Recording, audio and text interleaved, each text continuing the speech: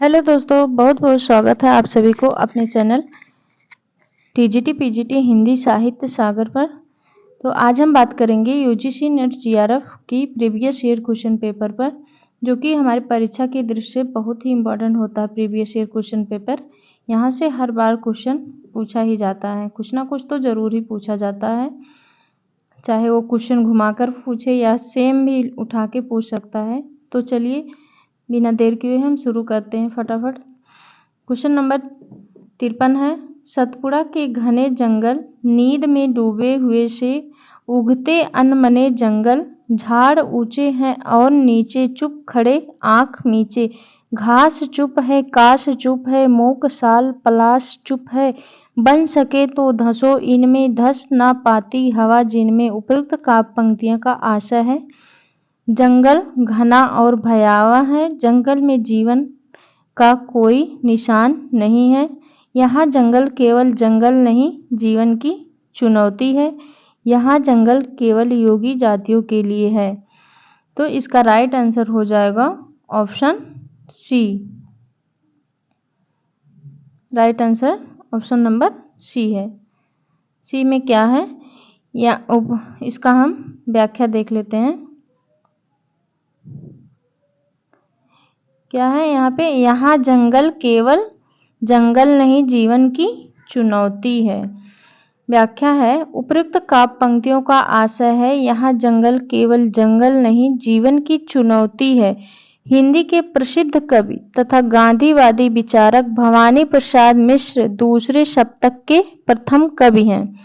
भवानी प्रसाद मिश्र दूसरे शतक के प्रथम कवि हैं। इनका काव्य संग्रह है गीत फरोश। इनकी प्रमुख रचनाएं हैं चकित है दुख, पंचसती, बुनी हुई रस्सी भवानी प्रसाद मिश्र, त्रिकाल संध्या, इदम न मम काल जयी। ओके। क्वेश्चन नंबर 54 है। झूठा सच उपन्यास में वर्णित है। ऑप्शन है ग्रामीण अंचलों का सामाजिक यथार्थ, बी है विभाजन की भावोत्पाद आशंका, शहरी जीवन की विसंगतियां, डी है सांप्रदायिक विशेष विदोष की आग में मानवीय संवेदनाओं की हत्या। इसका राइट आंसर हो जाएगा ऑप्शन नंबर ए, बी और डी। बी में क्या है, विभाजन की भावोत्पादक आशंका, डी है सांप्रदायिक विदोष की आग में मानवीय संवेदनाओं की हत्या।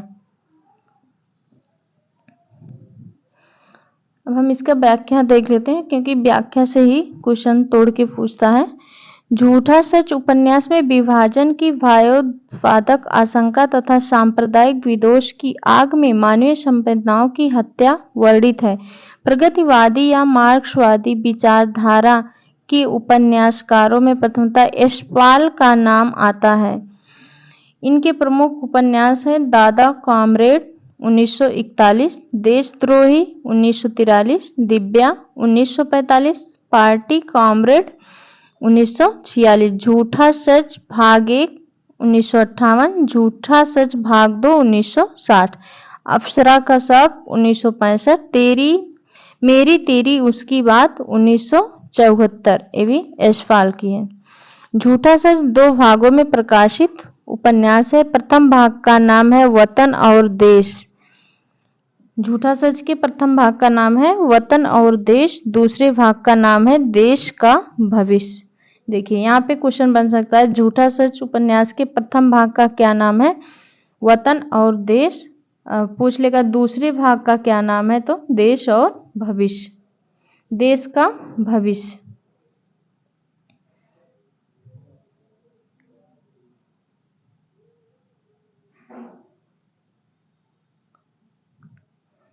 क्वेश्चन नंबर 55 है। मेरी भव बाधा हरो दोहो में प्रयुक्त झाई शब्द के अर्थ हैं।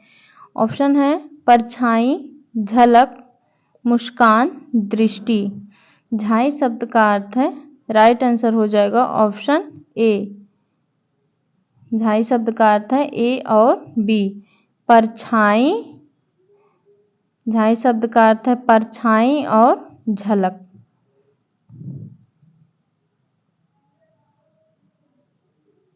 मेरी भव बाधा हरो दोहे के प्रमुख में प्रयुक्त झाई शब्द के सही अर्थ हैं परछाई तथा झलक हैं। बिहारी लाल की एकमात्र रचना बिहारी सतसई दोहा छंद में रचित है। इसकी भाषा परिनिष्ठित साहित्यिक ब्रज भाषा है। इसकी भाषा है ब्रज भाषा। बिहारी लाल की सतसई की प्रशंसा में किसी कवि ने निम्नलिखित पंक्ति लिखी है। सत सैया के दोहरे जो नाविक के तीर देखन में छोटे लगे बधे सकल शरीर। बिहारी लाल के समस्त दोहों की संख्या कितनी है? 719। परंतु जगन्नाथ दास रत्नाकर ने इनके दोहों की संख्या मानी है 713। बिहारी के दोहों की समस्त संख्या है 719, जगन्नाथ रत्नाकर ने माना है 713।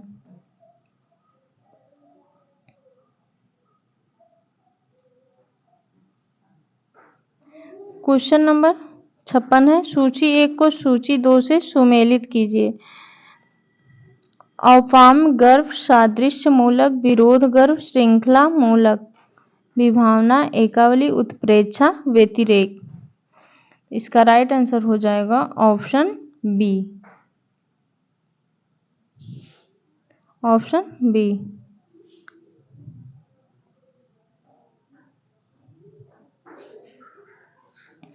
बी इसका राइट आंसर बी है।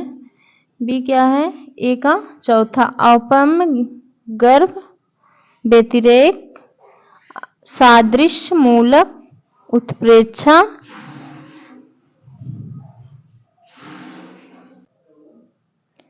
विरोध गर्भ। सी का पहला। विभावना, श्रृंखला मूलक, एकावली।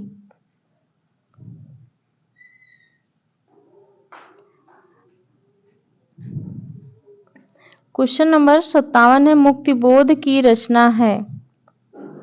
ऑप्शन है अजय की डायरी, ऑप्शन ए है अजय की डायरी, एक साहित्य की डायरी, प्रवास की डायरी, सैलानी की डायरी। मुक्तिबोध की रचना इसमें कौन सी है? राइट आंसर हो जाएगा एक साहित्य की डायरी। एक साहित्यिक की डायरी मुक्तिबोध की डायरी विधा की रचना है, जबकि प्रवासी की डायरी हरिवंश राय बच्चन तथा सैलानी की डायरी राजेंद्र अवस्थी का डायरी विधा की रचना है। अजय की डायरी डॉक्टर देवराज का उपन्यास है। डॉक्टर देवराज के अन्य उपन्यास हैं पथ की खोज, बाहर भीतर, रोड़े और पत्थर, मैं वे और आप, दोहरी आग की लपट।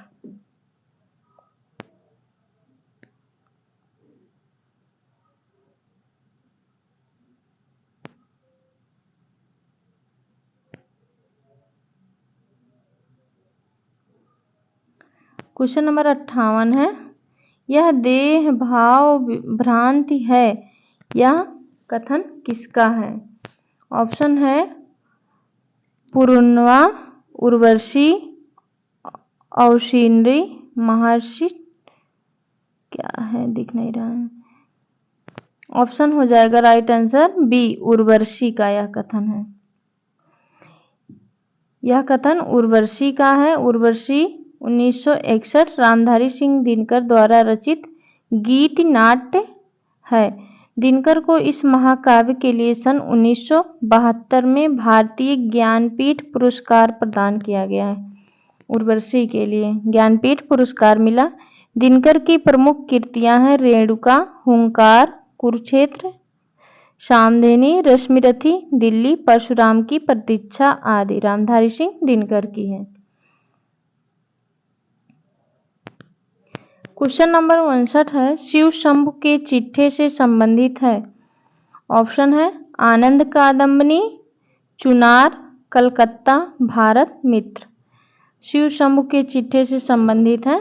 राइट आंसर हो जाएगा डी, बी और डी। बी और डी में क्या है? शिव शंभु के चिट्ठे से संबंधित है कलकत्ता, भारत मित्र। कलकत्ता तथा भारत मित्र शिव शंभु के चिट्ठे से संबंधित है। बालमुकुंद गुप्त ने कलकत्ता से सन 1904-5 ईस्वी में भारत मित्र पत्रिका में शिव शंभु के चिट्ठा नाम से तत्कालीन गवर्नर जनरल लॉर्ड कर्जन को संबोधित करके निबंध लिखा। गुप्त जी ने निबंध गुप्त निबंधावली शीर्षक से प्रकाशित किया।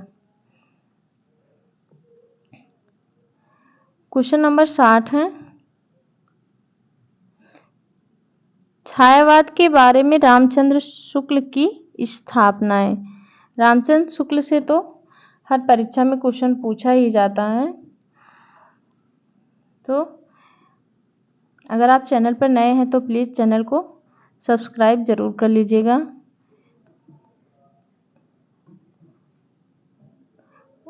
तो चलिए आगे बढ़ते हैं। ऑप्शन है छायावादी। छायावाद बड़ी सहृदयता के साथ प्रभाव शाम पर विशेष लक्ष्य रख कर चला। छायावाद की रचनाएं गीतों के रूप में ही अधिकतर होती हैं। छायावाद में रचना अन्योक्ति पद्धति पर नहीं की जाती।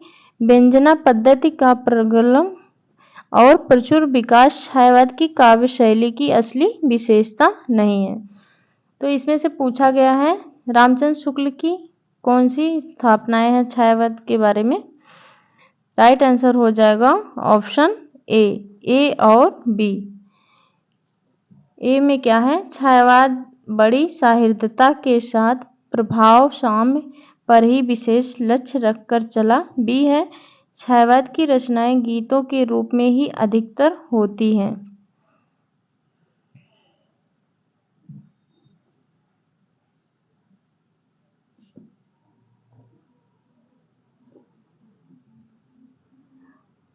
क्वेश्चन नंबर 61 है, भूतही पारिवारिक पृष्ठभूमि किस आत्मकथा का प्रथम अध्याय है। ऑप्शन है जूठन, मुर्दहिया, अपने अपने पिंजरे, मेरी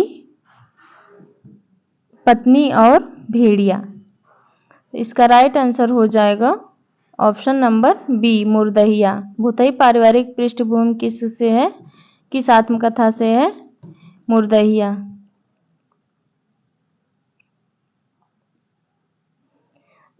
इसके बारे में हम व्याख्या देख लेते हैं। इसका भूतही पारिवारिक पृष्ठभूमि मुर्दहिया आत्मकथा का प्रथम अध्याय है। डॉक्टर तुलसी राम की आत्मकथा 2 भागों में मुर्दहिया 2010 इसका प्रथम भाग है तथा मणिकर्णिका 2013 जो कि दूसरा भाग है मणिकर्णिका। जबकि जूठन 1997, ओम प्रकाश वाल्मीकि का अपने अपने पिंजरे 1995 2 भाग मोहनदास नैमिषारण्य का है तथा मेरी पत्नी और भेड़िया 2009 धर्मवीर का दलित आत्मकथा है। मोहनदास नैमिषारण्य कृत अपने अपने पिंजरे हिंदी की प्रथम दलित आत्मकथा है। देखिए मोस्ट इम्पॉर्टेंट, हिंदी की प्रथम दलित आत्मकथा है अपने अपने पिंजरे, मोहनदास नैमिषारण्य।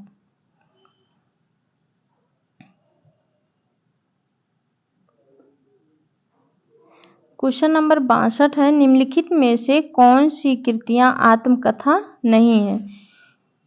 एक कहानी यह भी, अन्य से अनन्या, बाणभट्ट की आत्मकथा, शेखर एक जीवनी।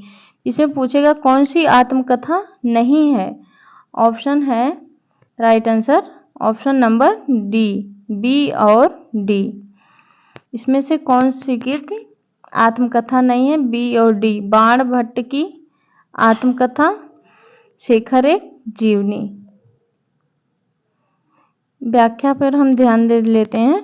बाणभट्ट की आत्मकथा तथा शेखर एक जीवनी उपन्यास विधा की रचना है। इसमें भले ही आत्मकथा जुड़ा है लेकिन ये आत्मकथा नहीं है, उपन्यास है। बाणभट्ट की आत्मकथा 1946, हजारी प्रसाद द्विवेदी चारुचंद्र लेख 1936 ईस्वी, पुनर्वा 1973 तथा अनाम दास का पोथा शेखर एक जीवनी 2 भागों में रचित अज्ञेय का उपन्यास है।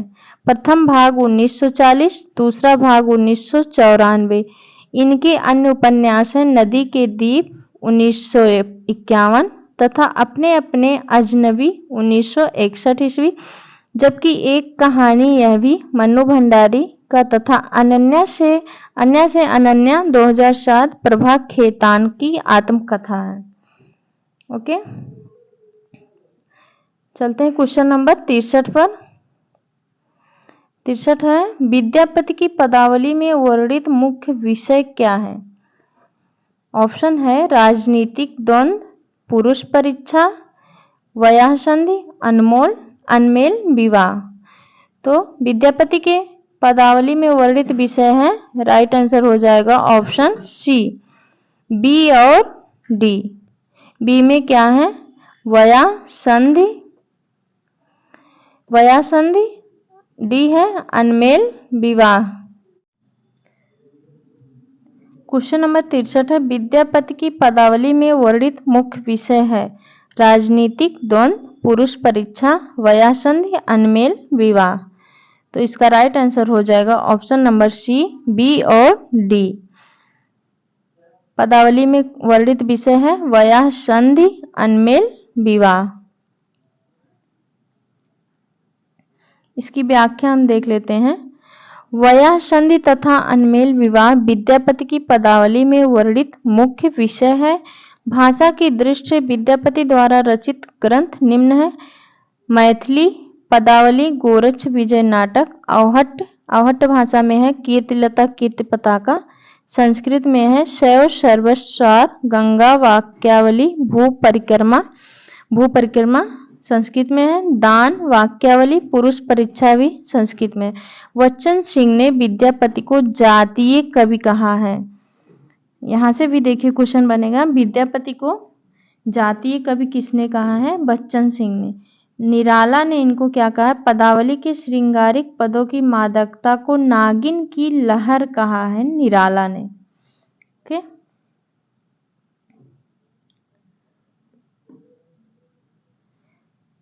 क्वेश्चन नंबर 64 है, कविता की भाषा विरोधाभास की भाषा होती है, यह कथन निम्नलिखित में से किसका है? ऑप्शन है Ezra pound, John Donne, Clint Brooks, Heidegger. Right answer हो जाएगा ऑप्शन बी, क्लिंट ब्रूक्स। कविता की भाषा विरोधाभास की ही भाषा होती है, क्लिंट ब्रूक्स।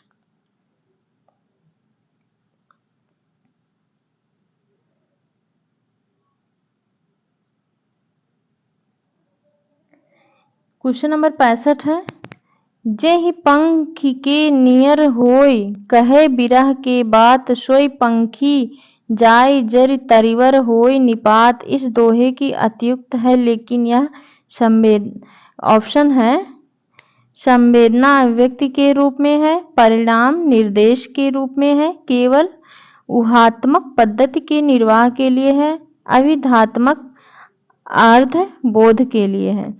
तो इसका राइट आंसर हो जाएगा ऑप्शन ए, संवेदना अभिव्यक्ति के रूप में है।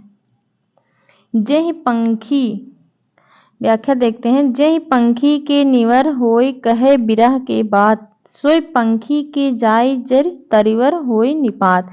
इस दोहे में अतियुक्त है, लेकिन यह संवेदना अभिव्यक्ति के रूप में है। अतियुक्त अलंकार, काव्य में जहाँ किसी की झूठी वीरता, उदारता, प्रेम, सुंदरता, यश आदि का बहुत बढ़ा चढ़ाकर वर्णन किया जाता है, देखने में हास्यपद लगे, तो वहाँ अतियुक्त अलंकार होता है। अतिशयोक्ति और यहाँ पे और है, अतिशयोक्त और अतियुक्त मिलते जुलते अलंकार है। इनमें केवल इतना अंतर है कि उक्त यदि संभव है तो अतिशयोक्त अलंकार, तथा यदि असंभव है तो अतियुक्त अलंकार। ओके, क्वेश्चन नंबर 66 है, निम्नलिखित में से कौन सी रचना अमृतलाल नागर की है? कौन सी रचना अमृतलाल नागर की है? बिखरे तिनके, करवट, अग्निगर्भा, अर्धनारीश्वर। अमृतलाल नागर की नहीं है, पूछा गया है यहाँ पे। कौन सी रचना नहीं है? बिखरे तिनके भी है, अग्निगर्भा है, करवट है। राइट आंसर हो जाएगा अर्धनारीश्वर, जो कि इनका अमृतलाल नागर का नहीं है। इसका व्याख्या देख लेते हैं। अर्धनारीश्वर रचना अमृतलाल नागर द्वारा रचित नहीं है, अपितु यह विश्वरूप प्रभाकर का उपन्यास है। अर्धनारीश्वर विश्वरूप प्रभाकर का उपन्यास है। इनके अन्य उपन्यास हैं ढलती रात, तट के बंधन, स्वप्नमयी इत्यादि। अमृतलाल नागर के प्रमुख उपन्यास हैं बिखरे तिनके, अग्निगर्भा, करवट, महाकाल, सेठ, बाकलाल, बोध और समुद्र, शतरंज के मोहरे, सुहाग के नूपुर, मानस का हंस, खंजन नयन। यहाँ पर देखिए मानस का हंस, खंजन नयन। मानस का हंस में किसका वर्णन है? तुलसीदास के ऊपर है और खंजन नयन सूरदास जी के ऊपर है। ओके। क्वेश्चन नंबर 67 है परीक्षा गुरु उपन्यास निम्नलिखित में से किस विषय पर केंद्रित है? ऑप्शन है प्रतीक रूप में ईस्ट इंडिया कंपनी द्वारा भारत के आर्थिक शोषण और लूट का यथार्थ। ऑप्शन बी है प्रथम स्वाधीनता संग्राम में ब्रिटिश शासन द्वारा भारतीयों में फूट डालने का प्रयास। सामंत वर्ग के पदोन्मुख चरित्र का वर्णन। स्त्रियों की शिक्षा पर विशेष बल। तो इसका राइट आंसर हो जाएगा ऑप्शन ए ही सही होगा। राइट आंसर हो जाएगा ऑप्शन ए। ऑप्शन ए परीक्षा गुरु उपन्यास में निम्नलिखित में से किस विषय पर केंद्रित है? तो इसका हो जाएगा प्रतीक रूप में ईस्ट इंडिया कंपनी द्वारा भारत के आर्थिक शोषण और लूट का यथार्थ।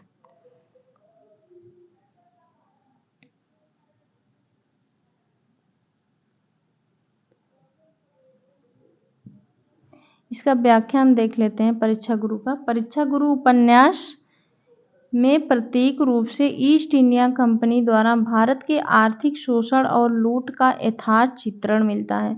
परीक्षा गुरु लाला श्रीनिवास दास का उपन्यास है। परीक्षा गुरु अंग्रेजी के ढंग का हिंदी का प्रथम उपन्यास माना जाता है। देखिए यहाँ पर क्वेश्चन बनता है कि परीक्षा गुरु अंग्रेजी के ढंग का हिंदी का प्रथम उपन्यास माना जाता है। इस उपन्यास में दिल्ली के एक कल्पित रईस लाला मदन मोहन का स्वाभाविक चित्र उतारा गया। मदन मोहन का यह रचना उपदेश प्रधान है। इस उपन्यास के अन्य पात्र हैं ब्रज किशोर।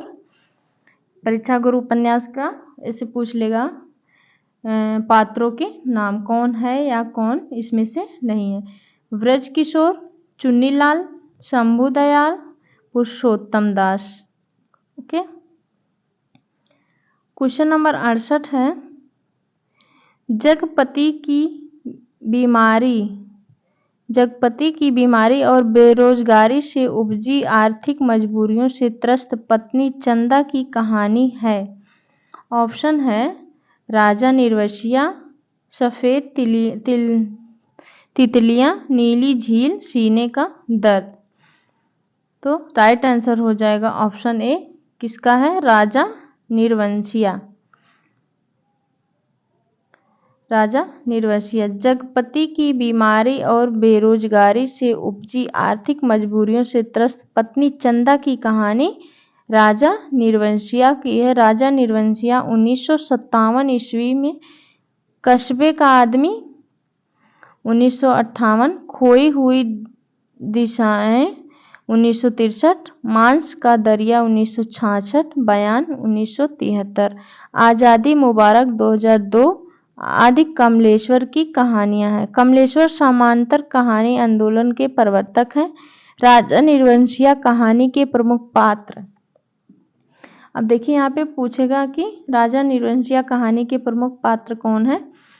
जगपति, चंदा, जगपति की माँ, दयाराम, कंपाउंडर, वचन सिंह इत्यादि।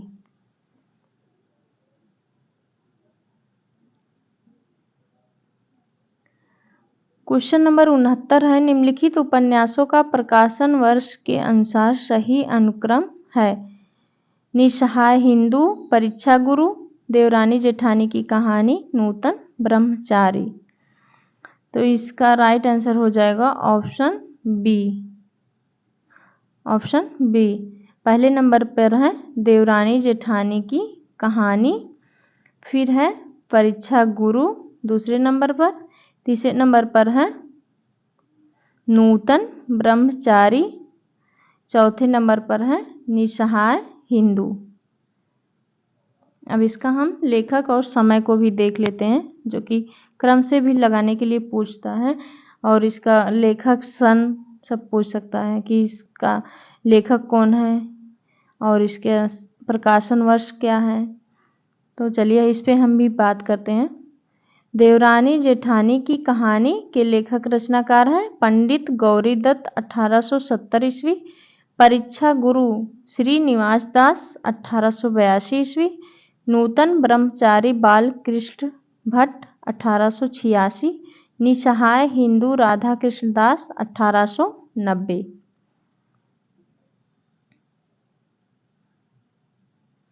तो यहाँ पे हमने इतना क्वेश्चन बात कर लिया।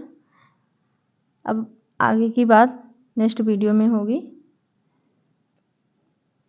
ओके, अगर आपको एक क्वेश्चन अच्छे लगे हों, आपको लगे कि हमारे काम आ सकता है, तो प्लीज़ वीडियो को लाइक शेयर एंड चैनल को सब्सक्राइब ज़रूर कर लीजिएगा, ताकि आगे की वीडियो आप तक सबसे पहले पहुंचे और आप उससे जुड़ सके। मिलते हैं नेक्स्ट वीडियो में, तब तक के लिए बहुत बहुत धन्यवाद।